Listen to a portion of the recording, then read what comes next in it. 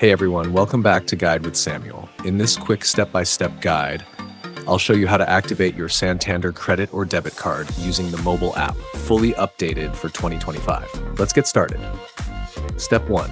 Open the Santander mobile banking app on your smartphone. Make sure the app is updated to the latest version for smooth functionality.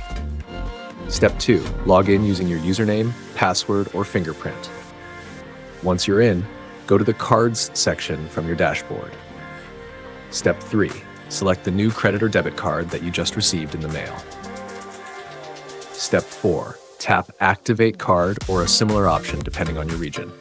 You may be asked to enter the last 4 digits of your card or confirm some account details.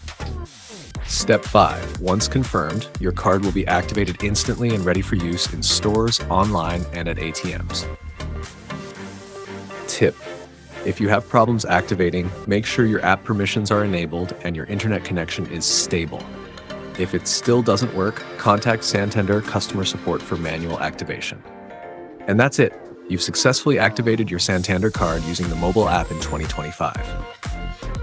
If this guide helped you out, don't forget to like the video and subscribe to Guide with Samuel for more easy tutorials.